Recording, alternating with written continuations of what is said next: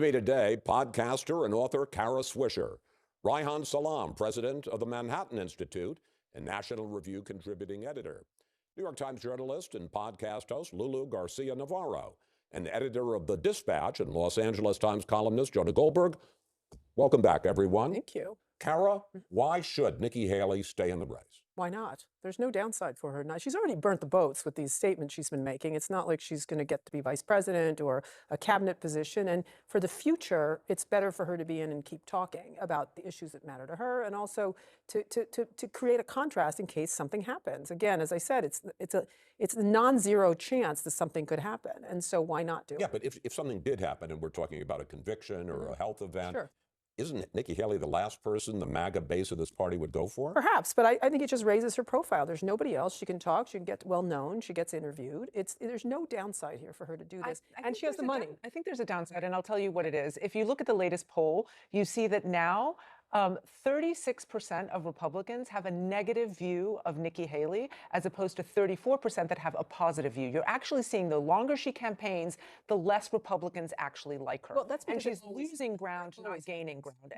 And so, if she wants to be the standard bearer of the Republican Party in its current incarnation, I think that's it's not really. Let me bring in Reihan. Does Nikki Haley have a good reason to stay in the race, even if she loses, as expected she will by a large margin tonight in South Carolina, and even if she loses on Super Tuesday? I'd say that the best, strongest reason for her to stick around is to look to the experience of someone who's very different from Nikki Haley. That's Bernie Sanders. Bernie Sanders ran for the Democratic presidential nomination in 2016. He was considered an absolute no-hoper at the time, and he stuck in the race until July. Now, Bernie Sanders was not ultimately the Democratic nominee. He didn't win in 2020. What he did do, however, is build a real movement within the Democratic Party. If Bernie Sanders hadn't run in 2016, for better or for worse, we wouldn't have Alexandria Ocasio-Cortez. We wouldn't have a slew of self-described Democratic socialists in the party, pushing the party leftward, pushing even moderate middle-class Joe Biden far to the left when it comes to his actual policy agenda. So the precedent here could be that Nikki Haley is actually trying to find that traditional conservative Reagan Republican lane and say that, wait a second, right now it's Trump who is the establishment within the party, and we represent a different direction. I'm not saying that's necessarily going to happen, but that's a pretty reasonable reason for her to stick around. Yes, I think Reihan's right, although I don't like the analogy to Bernie Sanders. I would make the analogy more to Ronald Reagan. Ronald Reagan ran in '76 and created a faction within the Republican Party that said, okay, it's our turn now. Nikki is setting herself up that even if she loses, which she almost surely will, barring some deus ex machina, she's setting herself up at minimum to be able to say, I told you so. And as someone who has very little concern about the Republican Party these days, but does want a healthy right-of-center political party in this country, you need some check on Trump if he's going to be the nominee, and creating a faction within the party that is not associated, that is not automatically pro-Trump in every regard, is a good thing for the country. Then there's Trump's move to declare the race over by challenging President Biden to start debating now. But Trump skipped the GOP debates, and Biden has dismissed Trump as someone outside political norms who tried to overturn the last election. Lulu, should Biden debate Trump? Yes. And I'm saying this as a journalist because I believe, and also as someone who believes in democracy. I mean, I think I've had a big problem with the fact that Trump has not wanted to participate in any of these GOP debates. I think it's been good for him. I think he's managed to actually sort of swell support and sort of places him as the front runner.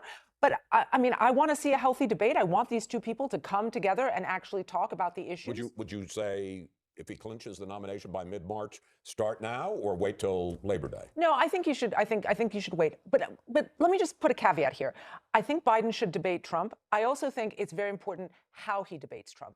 I think, you know, I would like to see, first of all, it be with the fact-based media. I would like to see someone like you, Chris, perhaps moderate it.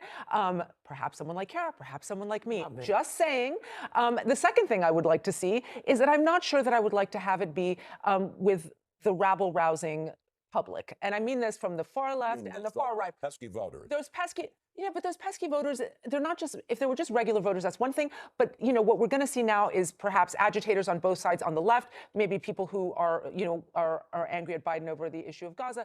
And on the right, maybe people who are you know, very much pro-Trump. Jonah, should the President of the United States share a stage with someone and accord that standing, that platform, to someone who says he didn't lose the last election, it was stolen? I honestly don't know. I mean, there are two different questions here. One is it in Biden's political interest? And then that is predicated on the question of, is he physically up to doing it? I think there's good reason to believe his people don't think he is. If he wasn't willing to do a typically softball interview for the Super Bowl, they may have real concerns, rightly or wrong, that doing an hour-long debate with Donald Trump, he may not have the stamina for it, the cognitive condition to do it.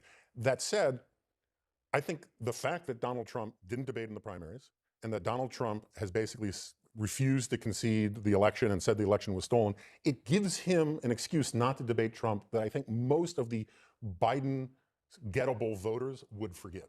If Joe Biden doesn't participate in debates, that is a tell that Democrats are thinking hard about a plan B.